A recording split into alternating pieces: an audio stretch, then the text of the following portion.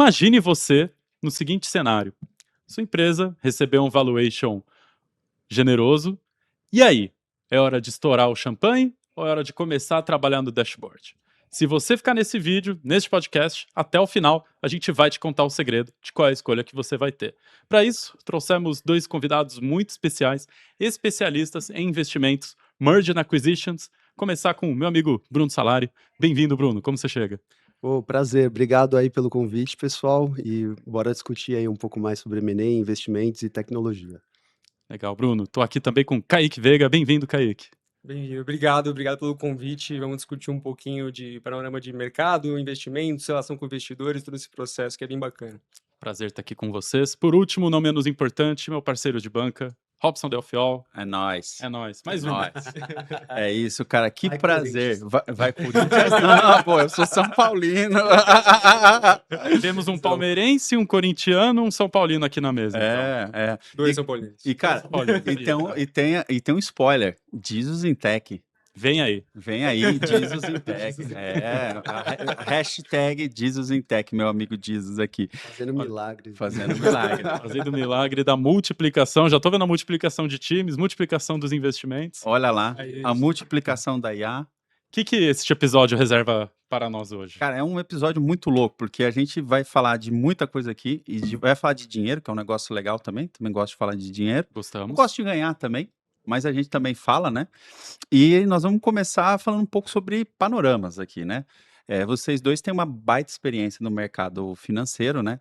Cada um aqui, talvez, com o seu momento diferente, porque o Kaique é mais jovem, né? Com 18 anos. Cara, não sei com quantos anos ele começou a trabalhar. Você tirou ele da Acabou de escola fazer com 18 quantos anos? Menor de idade ainda. Não, Tá na bebê. tá, acabou de chegar aqui na empresa, né? Saiu do berçário e já veio direto. Mas já tem uma Já veio experiência direto enorme. pro playground adulto, né? Playground adulto. Já tem uma experiência enorme aqui.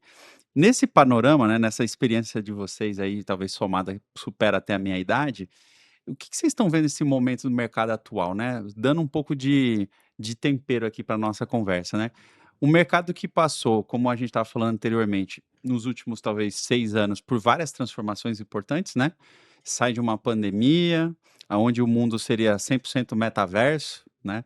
Quem apostou nisso perdeu dinheiro, e muito, né? Aí a gente sai desse mundo 100% metaverso, entra no mundo real, aí o mundo real é impactado pela inteligência artificial de uma maneira absurda, né? E a gente está vendo, absurdo e rápido, a gente está vendo o fim de um ciclo das fintechs, talvez, né? A gente teve um ciclo de investimento de fintechs absurdo, grandes fintechs, algumas morreram, outras vieram fraude, né, etc, né? Outras unicórnios. E talvez uma boa parcela delas morreram mesmo, né? E agora a IA. E tem sempre a galera falando das bolhas. Bolhas. Não acho que a IA é uma bolha, mas tem todo o contorno, né? Parece, né? O que vocês acham, né? Esse momento nosso, IA é um negócio que veio realmente para transformar tudo ou não? Cara, ótima indagação, né? A gente passou por momentos muito interessantes no mercado mesmo, né? Você pega a pandemia, por exemplo, a gente conversando ali, um boom de investimento, né? Muita liquidez no mercado, né? Então, taxas de juros no mundo beirando zero, muito dinheiro para ser investido, muitos unicórnios formados que depois sofreram vários down rounds ali, né? Depois de um tempo. Valuations muito irracionais ali, né? Parecia que era o fim do mundo, metaverso, todo mundo achando que o mundo seria totalmente digitalizado, ninguém mais ia ter essas relações. E aqui estamos, né? Então, eu acho que, na minha visão, esses últimos anos têm sido de muita incerteza, né? E muitas apostas e um Certo. desenvolvimento tecnológico muito rápido. Então você pega a IA, cara. Eu gosto muito o melhor exemplo da IA pra mim é aquele vídeo do Will Smith comendo macarrão. É engraçado Resident Evil demais. 3, ele derretendo, 24 um pouquinho melhor, aí fizeram um último agora, cara, perfeito, né? Assim, então é muito exponencial esse desenvolvimento, a qualidade dos modelos, né? Primeiro o ChatGPT, depois agora o Claude fazendo um monte de automações ali, toda hora que eu abro o Instagram. Então, assim, acho que na pessoa física, você percebendo, você fala, cara, é assustador o nível de velocidade. E quando você estuda um pouco, né, e começa a olhar o mercado, você fala, cara, né, orçamentos para investimento em data centers estão em torno de 500 bilhões de dólares, né? As grandes empresas, né, os grandes hyperscalers, AWS, Oracle, tal, tomando dívida para investir em data center. Parece realmente uma corrida no lado dos modelos ali, para quem tem o melhor modelo e Anthropic ali crescendo exponencialmente. Uhum. Do outro lado, para quem tem a infraestrutura para prover isso, investimentos bizarros ali em data center. Quem provê a energia disso, pensando como que a gente vai ter energia para sustentar tudo isso no mundo, né? Uhum. E, ao mesmo tempo, os grandes provedores de infraestrutura investindo nas empresas de modelo, né? Então, a OpenAI, como seu principal investidor, a Microsoft, a Uhum. AWS investiu recentemente, a NVIDIA, que faz os chips. Então, assim, né?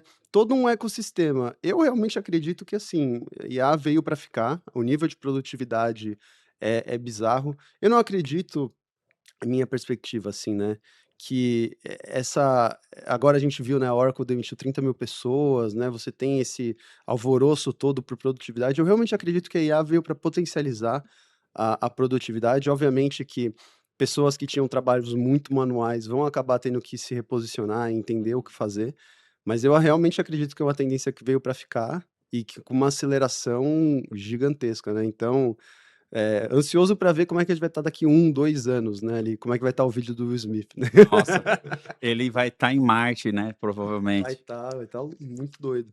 Muito louco. Kaique, cara, você é um cara jovem, né, que tá no mercado aí já tem um tempo, né? E deve estar acompanhando talvez as suas primeiras crises, né? Porque eu já sou mais velhinho, né? Eu acho que eu sou mais velho da mesa, cara. As crises, você que tem a voz da experiência, são cíclicas, né? São cíclicas. Eu tô com 45 anos, deixa eu pegar. Quantas Desde você já viu? Nossa, uma porrada, hein? Só moeda no Brasil, eu acho que eu vi umas 8, cara. Diferentes, né? Ótimo. É. E uma parte aqui, tinha uma época que eu ia comprar pão, que eu carregava assim, ó, eu tirava o dinheiro assim, ó, Maço de dinheiro. amarrado, né, com Elástico. o elástico, né, e voltar com 3 pão para casa, né, coisa bizarra, né. E depois, 3 anos depois, andava com uma moeda de 10 centavos e comprava a mesma quantidade de pão, né. Então eu vi essas transformações e vi muito valor sendo criado e muito valor sendo destruído, né. E eu acho que a gente está de novo num desses momentos, porque você vê os valuations das empresas, né, empresas valendo trilhões de dólares, é uma coisa surreal, né. E talvez a gente tenha alguma destruição de valor, talvez não para todo mundo, né, mas talvez para algumas empresas e para alguns investidores. Como é que você está vendo esse momento aí? Um jovem, mercado de trabalho, poucas crises, talvez vendo as primeiras grandes crises, aí as guerras, né? Você também não tinha visto muitas guerras, essa é a terceira, talvez, guerra lá na região do Golfo que eu acompanho. E o mundo parece que está sempre voltando no mesmo lugar. Como é que você enxerga isso? Eu acho que é uma boa pergunta e até amarra com o último tema que a gente estava conversando, até de valuation, e um pouco de perspectiva ao longo do tempo, tanto de dados IA como outros mercados, principalmente de tecnologia, né? Porque de crise, vivi uma crise de pandemia que eu acho que todo mundo viveu recentemente, Isso. 20, 21. Tava no começo da minha carreira ali em 20, 19 e Você que já trabalhou com relacionamento com investidores, trabalhava em fundo em fundo. de search fund. Uhum. Uhum. Então a gente olhava empresas para adquirir ali e assumir a gestão. Pô, conta esse negócio de certifante, isso é legal, hein, cara? Dá uma palhinha aí para nós. Boa, boa. Cara, search fund é um modelo que surgiu em Stanford lá em 2017, mais ou menos, no Brasil. Recente. E começou a aparecer no Brasil, putz, ali em 2019, 2020, na época que eu comecei a trabalhar com isso. Certo. Basicamente é um cara que vai para o MBA fora, ele faz muito relacionamento com investidores lá fora, capta um fundo para procurar empresas no mercado que ele tiver alocado. Então, no caso, o gestor do fundo que eu estava, ele foi para Chicago, Uhum. conheceu investidores, captou, voltou para o Brasil, teve um período de 2 anos para encontrar uma empresa, Uhum. investiu, né? E depois ali chamou capital, conversou com todo mundo, convenceu, fez a tese, investiu, ficou 4 anos com ela e já foi vendida para um estratégico. Olha Então, que legal. esse é o conceito. E já naquela época, né, quando eu comecei a trabalhar com isso, tava num momento de mercado como o Bruno bem mencionou, com juros muito baixos, de taxa real de juros de vários países negativa. Então tinha Por conta da situação econômica de pandemia dos países. Exato, para estimular a economia e o pessoal voltar a consumir e isso não ter uma quebradeira generalizada em todo mundo. Então, Ô, Kaique, sabe o que é juros negativos, cara? Juro negativo, você empresta dinheiro e ganha. O cara te paga pra você pegar o dinheiro dele. Que loucura. É muito bizarro. louco isso, né, cara? É bizarro. O Japão ficou um bom tempo com juros negativos. Eu nunca consegui assimilar o que é isso, assim. Eu também Ainda não. mais aqui no Brasil, que a gente tá com 15% de juros. Eu queria saber se alguém faz isso, né? Cara, eu vou te pagar pra você pegar meu dinheiro emprestado. E é muito louco. Que aí você pegou lá os search funds, viu a crise se formando. Não, então eu tava nesse contexto de dinheiro barato, Uhum. tinha muita transação acontecendo no mercado, com valuations astronômicos ali, muita janela de IPO no Brasil ainda estava aberta, então muita coisa sendo lançada com precificação na lua. Então você ia conversar com um dono de empresa, ele olhava para fora, via as transações que estavam acontecendo no mercado, sempre múltiplo de receita ali, muito supervalorizado. Dificilmente esse cenário vai voltar a acontecer num futuro próximo. Certo. Só num cenário de crise muito, muito extremo. E hoje, paralelo para hoje, né? Juros a 15% versus quando estava lá atrás, muito mais abaixo do que isso. O empreendedor ainda está com a cabeça de lá de trás. Uhum. Então, quando você vai conversar com ele, ele fala, cara, puta, naquela época eu falei com o investidor, a gente não avançou, mas meu valuation estava 5, 6 vezes receita. Hoje em dia, se alguém bidar ali uma, duas, independente de setor, tá? Tô fazendo um paralelo. Claro.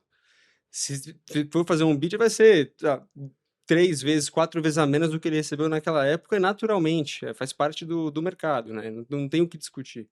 E então, tiveram muitas essas flutuações aqui, e crise impacta valuation e M&A diretamente, principalmente por conta de juros. Claro. E sabe, cara, tem um negócio que eu discuti já com o Bruno, né? E eu acho que a gente já falou sobre isso também, né, Kaique? Que eu tenho uma tese muito firme na minha cabeça. Tese de negócio ou tese de vida? Não, tese de investimento. De investimento. De investimento, Ah. né? Que nas horas vagas eu sou investidor anjo, eu não vou ficar falando isso aqui, mas já ganhei, já perdi com isso.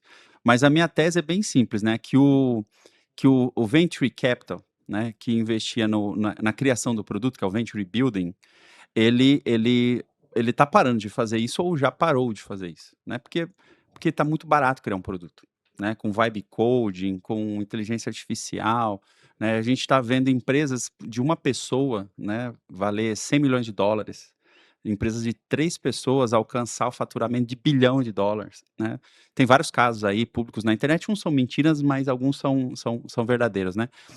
E uma dessas plataformas de vibe coding foi vendida por 80 milhões de dólares, o cara criou sozinho, né? Então, assim, se o cara é capaz de criar um produto que cresce e que gera receita sozinho, por que ele vai pegar dinheiro do investidor, né? Porque o investidor investia na construção. Aí vem a minha tese agora, que é o investimento na escala. E aí? Você parar de investir na construção, porque a construção é barata, ela é praticamente zero, e começar a investir na escala, né? E eu sei que tem várias estratégias e teses de CVCs, né? As empresas, elas têm os seus motivos para fazer investimento, porque o CVC é estratégico, né? No final do dia. Mas a gente está vendo muito menos atividade de CVCs, né? Acho que teve muitas atividades, talvez mais consolidadas nos anos pré-pandemia e durante a pandemia, mas agora a gente vê menos, né? Esclareça para a audiência, Robson. O que é um CVC? Eu vou deixar o Bruno esclarecer. Gostamos. Mas a minha pergunta, além do que é um CVC, é por que o CVC deu uma sumida do mapa. A gente não vê tanto mais, ou os deals não são mais contados, né? A gente não sabe exatamente o que está acontecendo, ou realmente as empresas estão repensando os investimentos em startups. Excelente dúvida. Acho que primeiro, né, CVC é Corporate Venture Capital, né? Quando uma empresa, normalmente empresas grandes ali, enterprises e tal, elas têm um braço de investimento em startups, empresas de tecnologia, usualmente que fazem coisas correlatas ao seu ramo de atuação, justamente porque elas são tão grandes e têm tanta dificuldade de inovar que elas precisam estar próximas do ecossistema para que se alguma grande disrupção aconteça, elas já estão com um bracinho ali, um pezinho ali, né? Então, esse é muito da lógica, você via muito CVC em grandes empresas de energia, com ali, né, Internet of Things ali, né, os monitoramentos, né? IoTs. Você tinha bancos que faziam investimentos iniciais em fintechs ali, se os caras desenvolvessem algum produto. E eu acho que tem alguns pontos que eu imagino, né, assim, acho que quando você está com uma taxa de juros de 15%, todo investimento fica mais caro, É e verdade. esse é o princípio do valuation, né? Isso é muito interessante de falar, acho que vale a pena. As pessoas fazem valuations de diversas formas, mas o que dirige o valuation nada mais é, ele nunca sai de um fluxo de caixa descontado. O valuation ele está sempre baseado em quanto que uma empresa vai gerar de caixa, de agora até o infinito, e eu descontando isso a uma taxa de capital, uma taxa de retorno mínimo que eu exijo para investir naquela empresa, dado o risco de investir naquela empresa. Quando a taxa de juros básica da economia está em 15%, para investir em qualquer empresa, ela tem que me render mais do que 15%, certo? No Senão eu mínimo. invisto num Claro. título do fecha. tesouro e tô sem risco nenhum. Assim, o Uhum. Brasil tem que explodir para eu perder dinheiro. Então, aí as taxas vão para 25%, 30%. E aí, quando você traz esses fluxos de caixa futuros a uma taxa de 30%, No valor o presente. valor presente ele é muito baixo, o valuation não justifica. Então, ficou mais caro para as empresas investirem, né? Então, eu acredito que isso é um fator de retirada ali, de diminuição desse investimento em corporate venture capital. Mas, com certeza, eu acho que se você é uma empresa que está pensando em disrupção e você quer investir em outras empresas que podem trazer produtos, eficiências para você, né? E aí, de repente, vem uma tecnologia onde o seu time de TI interno consegue desenvolver em algumas semanas um produto novo, não, Opa. já não faz mais tanto sentido, né? Aquela empresa, aquela startup, ela vai ter que te trazer mais do que um produto. Ela vai ter que te trazer um mercado, vai ter que te trazer escala, alguma estratégia realmente eficaz ali, e que é um pouco do que a gente está vendo com as IAs verticais e os Sim, softwares, né? muito interessante. A gente, né, toda essa discussão o SaaS is dead, né, o modelo de SaaS vai morrer, os RPs vão morrer, e o que a gente estava conversando de que não, né, o RP ele vai continuar, mas ele vai ele vai necessariamente ter embarcado algum tipo de tecnologia de IA que ajude o seu consumidor a gerar inteligência daqueles dados mais fácil. Perfeito. Então, realmente, assim, eu acredito que o CVC ele deve continuar existindo, mas os investimentos vão ter que ser muito mais pautados em como isso fortalece a minha estratégia core dentro da companhia. E olha só que legal, né? Você viu que ele falou de CVC, contou um pouco desses motivos para uma empresa fazer investimento. O principal motivo é caixa, né? Uhum. Geração de caixa. Tem outros motivos estratégicos, que é trazer coisas difíceis de copiar, que antigamente era produto, e agora não é mais tão difícil de copiar, né? Porque você pode, no Vibe Code, chamar lá e falar assim: cria um produto para mim igual ao RP tal, né? E Uhum. aí o sistema começa a criar para você. Mas tem uma coisa que é difícil a IA criar. A IA não cria pessoas ainda, E aí? que é um dos grandes valores dos M&As, né? Então, por conta disso, eu queria até trazer o Kaique para essa discussão dos agentes de IA, dos verticais AIs, né? Porque ele provavelmente tem uma conotação de pessoas aí, né? De experiência, de conhecimento de alguma coisa que tem valor e que é difícil de imitar e que talvez você tenha que investir para trazer para dentro. Conta aí, cara, o que é esse acquihiring nesse contexto? Boa. De acquihiring, tem algumas transações no mercado, você vê, até recentemente, né? Alguns caras sendo contratados por mais de bi de dólar. É. Uma pessoa só sendo contratada por mais de bi de dólar. Basicamente, o cara comprou a empresa para trazer a Pra pessoa. trazer um cara. Tem um caso aí com a Meta, né? É, Exato. É legal. alguns, né, eles tentaram Algum. alguns caras, né? Não, eu acho que tem 2 casos com a Meta. Um é aquele pessoal, do Manos, e o outro eu esqueci, mas também ela Teve um que era um cientista de dados é, ali que o cara levou. muito louco. Vale a pena pesquisar isso aí, pessoal. Ó, GPT aí, Gemini, pesquisa aí. Acquihiring. Acquihirings da Meta. Você que não estudou ciência de dados ali, poderia, ao invés de ficar vendo futebol que nem a gente está, já tá com Estuda. de dólar. É isso. E aí, continua aí, Kaique. Mas boa, então, né, acho que para algumas, principalmente para players estratégicos, quando a gente diz, né, no mercado, existem players estratégicos, que nem é o caso da SkyOne, quando ela pensa em investir em empresas, adquirir companhias, enfim, e players financeiros, que é fundos de investimento, que adquirem participação em empresas, adquirem companhias. Para players estratégicos, existem cenários em que fazer uma acquire faz muito sentido, quando aquele pool de talentos ali consegue agregar alguma coisa que o time interno não agrega hoje. Ou o time interno tem uma defasagem de certificações, por exemplo, que essa empresa possui. Cenário de cibersegurança, o time ali tem um arcabouço de certificações que faz muito sentido para a base de clientes que os caras têm hoje. Faz sentido trazer eles do que contratar de fora, um a um, enfim. Então, E não só nesse cenário de consultorias, de prestação de serviço e tudo mais, às vezes, que a gente comentou o caso da Meta, né? O cara tinha uma qualificação muito específica, conseguiu desenvolver um produto sozinho, Uhum. então, para eles fazia muito sentido ter aquele cara, porque o que ele ia gerar de valor é igual a avaliação de uma empresa, né? Sim. O que ele ia gerar de valor do fluxo de caixa descontado daquela pessoa fazia sentido o investimento. Uhum. Então, eu acho que é um cenário parecido. Ao invés de estar comprando uma empresa, né, que está comprando todas as operações, o back-office, o go-to-market dela, o produto, você está comprando uma pessoa que tem a capacidade de gerar caixa também. Certo. Então, acho que é um cenário muito parecido quando você pensa só em olhar para o time. Olha que legal, cara. A gente pode fazer a valuation das pessoas, hein, velho? Como faz uma valuation das pessoas nesse cenário? Ele deu a dica aqui, começa com o fluxo de caixa que essa pessoa é capaz de gerar. Uhum. Quanto O mais revenue per employee? Não necessariamente. não necessariamente, o fluxo de caixa. Mas olha só que legal esse papo aqui, meu. Teve uma coisa que eles falaram e que a gente pode discutir bastante, que tem a ver com uma tal de infraestrutura. Né? Certo. Infraestrutura, né? Se você imaginar que o mundo só roda com infraestrutura, né? A gente pode dizer os tipos de infraestrutura aqui, mas ele falou energia, que é uma coisa que a IA precisa muito, né? Porque ela consome muita energia, os data centers cada vez mais poderosos. É de espaço? Espaço, o próprio data center em si é uma infraestrutura, né? Talvez a banda da rede, né? Isso também faz parte da infraestrutura. E Semicondutores, poder computacional, entra em energia. também, que faz parte ali, né? NVIDIA e tal.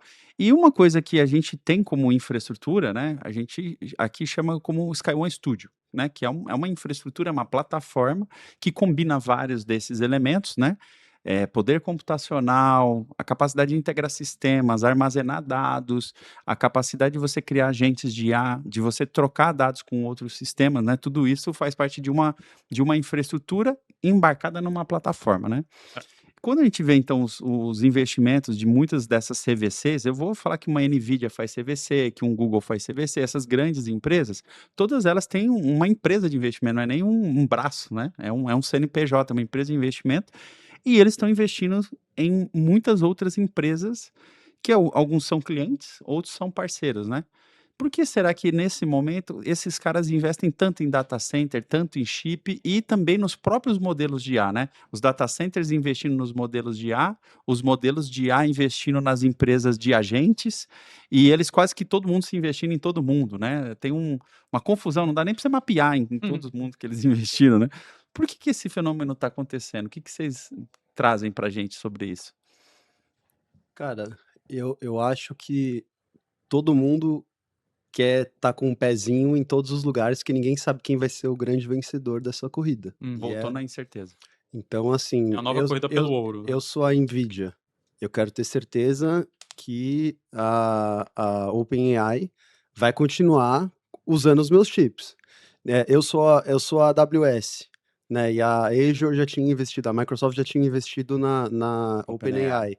Eu sou a AWS. Puta, imagina se a OpenAI é o novo vencedor e ele cria uma exclusividade com Azure. Eu tô ferrado, cara. Porque eu tô construindo um monte de data center aqui e eventualmente a OpenAI pode criar o modelo vencedor que todo mundo vai usar e ele não vai estar rodando na AWS. Então eu tenho que estar lá também.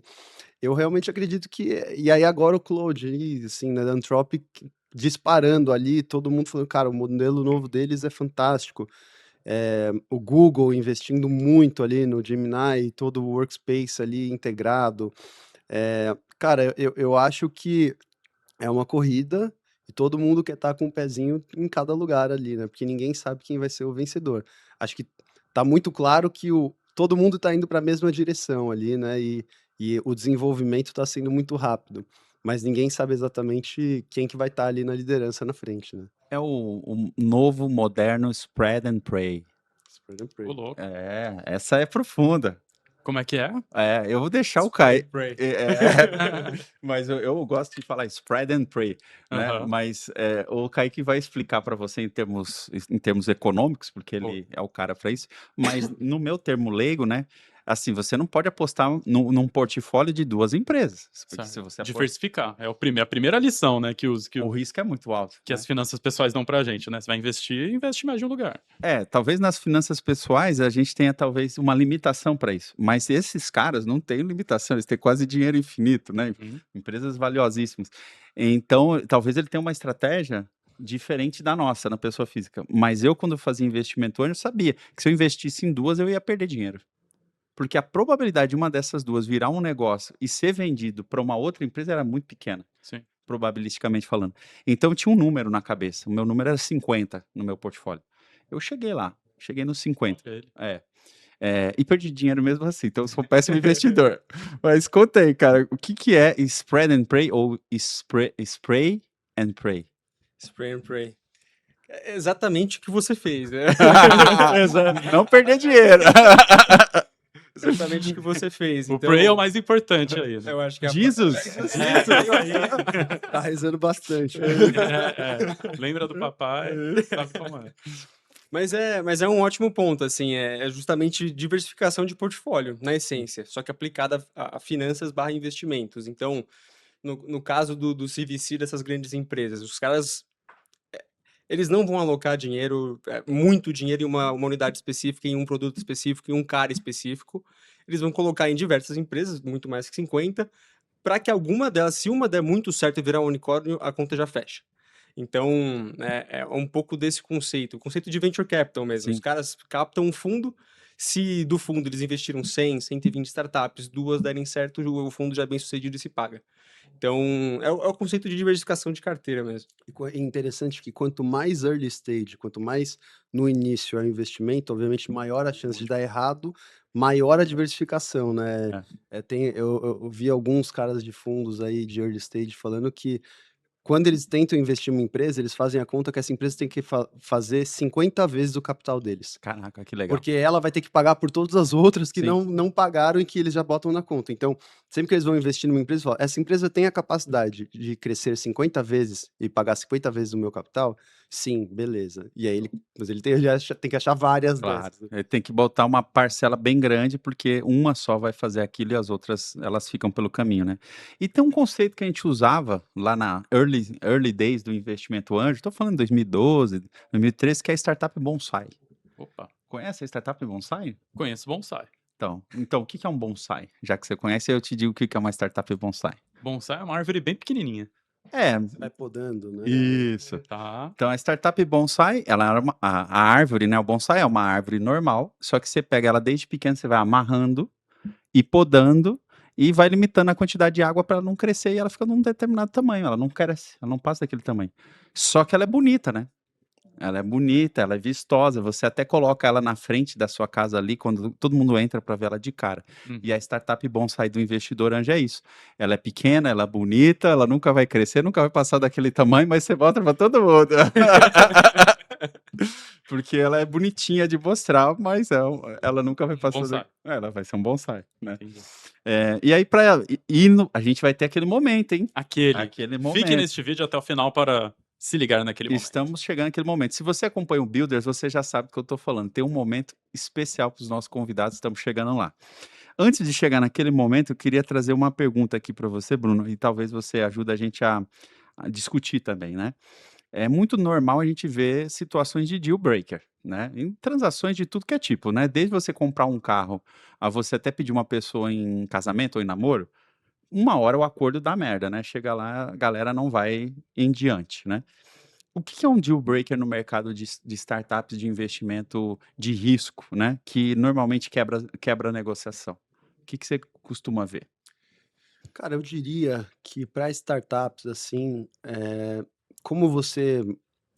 O seu campo ainda está muito no campo das ideias, né? Você muitas vezes tem um produto, mas ele ainda está se provando, né? Você está num estágio inicial ali que às vezes você tem um potencial muito grande, mas eu acredito que é um deal breaker, o fundador ele não tem uma estratégia muito clara principalmente quando relacionado a go-to-market, né? Então, assim, a estratégia de como eu vou vender, quem vão ser os meus parceiros, eu vou fazer venda direta, eu vou criar parceiros, se sim, como que eu vou criar esses parceiros, como é que eles vão alavancar a minha venda para esse produto virar uma empresa, né? Então, eu acho que o grande deal breaker nesse momento é a diferenciação de produto e empresa, quando um produto realmente vira uma empresa.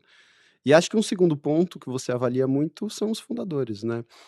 Realmente entender o perfil dos fundadores, se eles tem que ser pessoas muito arrojadas, pessoas que tomam risco, mas que têm uma consciência de negócios interessante, né? Eu acho que às vezes a gente já encontra algumas empresas que têm muito viés técnico, né? E eu realmente acredito que a complementaridade entre o técnico e o business orient, né? Alguém que é realmente focado em negócios ali é muito poderoso, né? Então, eu acho que se você está criando uma empresa, se você está criando um produto, se você quer alavancar, né, tem que sempre se cercar de pessoas muito boas, não só tecnicamente, mas em estratégia de negócios, fazer o seu business canvas lá, entender quem são seus fornecedores, quem são seus parceiros, quem são seus competidores, entender a estratégia de mercado em como um todo e ter um plano claro ali e executar, né? Como o Execução. pessoal gosta de falar aqui, né? Execução, execução, execução. É isso, cara. Porra. Muito louco. O Kaique já vai comentar, mas teve um tópico que ele falou que a gente não pode deixar de passar percebido, né? De novo, nas pessoas. Né? A gente vai falar muito de tecnologia, de IA, de web coding, Pessoas. porque essa é a nossa pegada do Builders, né? Falar sobre isso também, Mas no fim acaba desaguando nessa habilidade mas aí que nas você tem. pessoas. Mas cara, porque se for parar pra pensar, o produto muito no early stage também, é, muitas vezes ele ainda nem foi tão validado assim. Não tem uma cartela de clientes tão grande, às vezes não gera muita receita, às vezes nem gera receita. Então, a capacidade dos fundadores de conseguir se adaptar, perceber que ali eles entraram num beco sem saída, e eles precisam olhar para trás, voltar e refazer o modelo de negócio, refazer o produto, mudar o direcionamento, é o que diferencia o cara que vai dar certo do cara que vai bater a cabeça na parede o tempo todo. Que louco. É engraçado, né? Muito legal. E aí, o que você acha? É aquele momento? Estamos chegando naquele momento. Então, o que é aquele momento? Fala aí. Bom, quem acompanha a Builders sabe bem que nosso mote é pequenos hacks, grandes escalas. Que são pequenas coisas que vocês fazem para aumentar a produtividade de vocês. E eu estou muito curioso para saber quais são os seus pequenos hacks para atingir grandes escalas. Isso. Bora lá. Conta tudo. Bom, eu vou falar um hack meu, acho que dois, assim, né? Um envolve inteligência artificial e outro envolve simplesmente produtividade de tempo, né?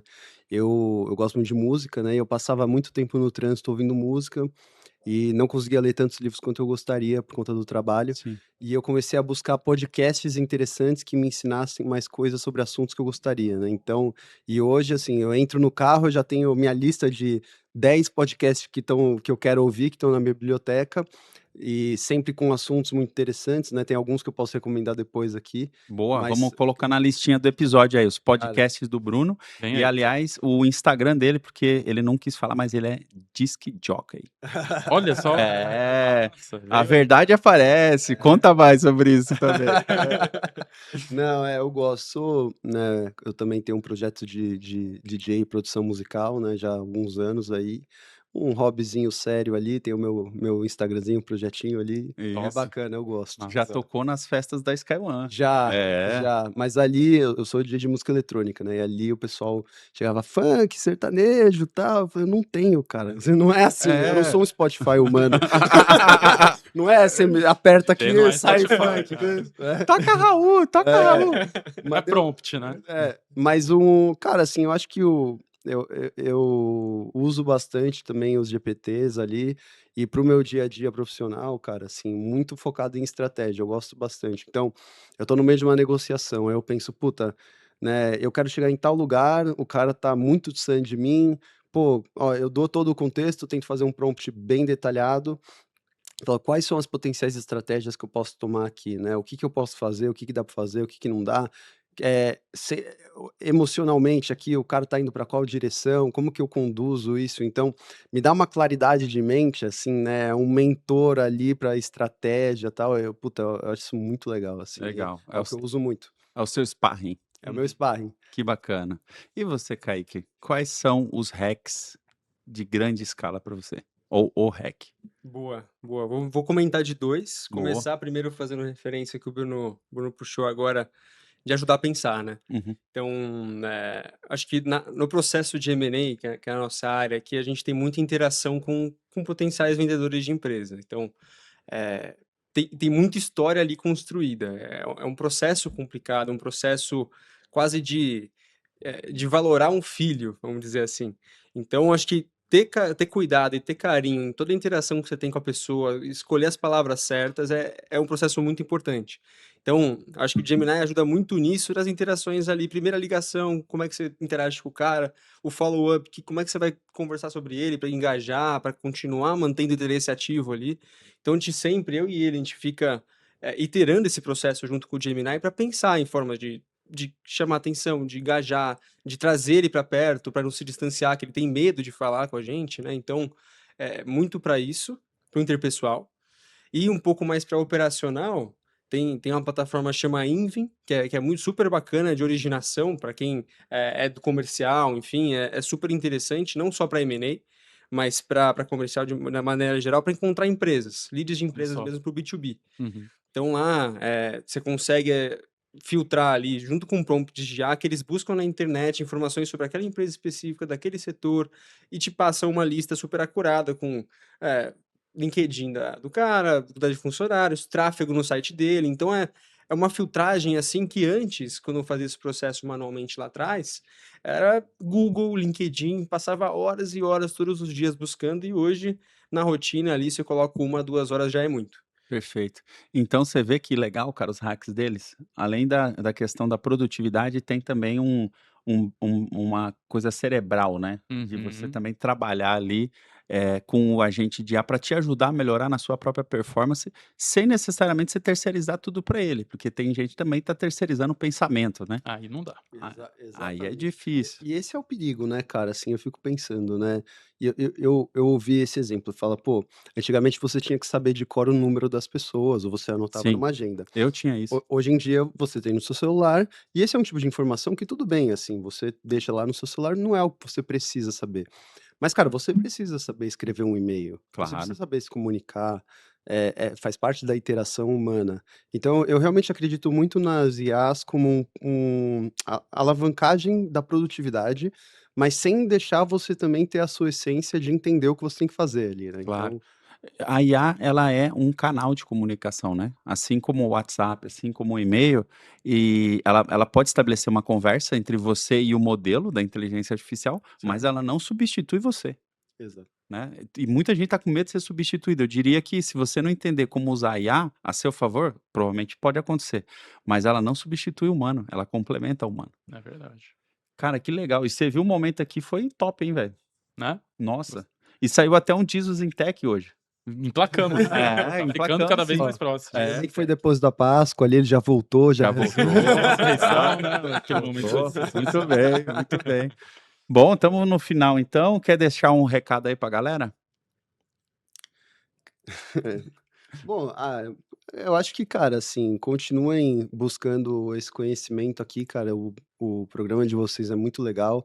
A iniciativa dentro da Sky One, eu acredito muito, né? Assim como você, somos sócios aqui da companhia, eu acredito muito que a gente está na vanguarda para pequenas e médias empresas se modernizarem, né? Primeiro através da migração para a nuvem, mas depois através de dados, IA, cibersegurança, né? E ter todo esse ecossistema aqui de IA e de dados integrados aqui para realmente potencializar o poder dessas empresas, que elas estão ainda, eu acredito ainda a gente está numa fase muito inicial, né? Assim, o GPT, ele é só o topo do iceberg, ele tem muita coisa que dá para fazer com dados privados, e toda essa comunidade que vocês estão criando aqui é algo fantástico. Então, só agradecer por ser parte disso aqui e poder fazer parte desse programa. Show, Legal. seja sempre bem-vindo.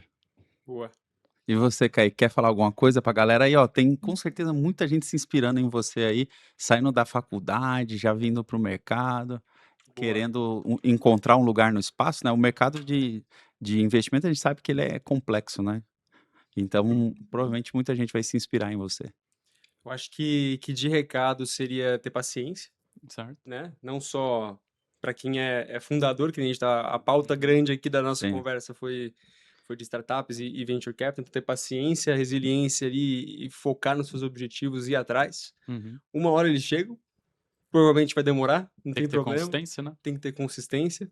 É ao longo do tempo, você investe desde 2012, né? Ah, ô, Tem que ter muita consistência, Muito. muita paciência. Então, eu acho que é a mesma coisa aqui também na Sky One, né? Não só recado para fora, mas para dentro também. Aqui, acho que já teve muita consistência desde a nossa fundação, sempre também trazendo inovação, sempre nunca parando no tempo. E aqui a iniciativa da Builders é muito perpetuar esse espírito. Então, aqui, feliz de participar do podcast e participar da companhia que não tem freio, né? Show Então, de muito bola. bacana. Valeu. Sucesso, isso. meus caros. É isso. Você que acompanhou a gente até o fim, te convido a fazer o nosso curso Vibe Coding Starters, disponível na parte de cursos da nossa comunidade Builders. Lá a gente te desafia a criar uma própria aplicação sua, usando Lovable, Gemini, outras ferramentas ali de sua preferência. Quem sabe a sua ideia vira um negócio. Publica ela na comunidade, que meu amigo Bruno, meu amigo Kaique vão estar lá avaliando para te ajudar a evoluir. Vamos juntos em comunidade, nos vemos lá. Até a próxima.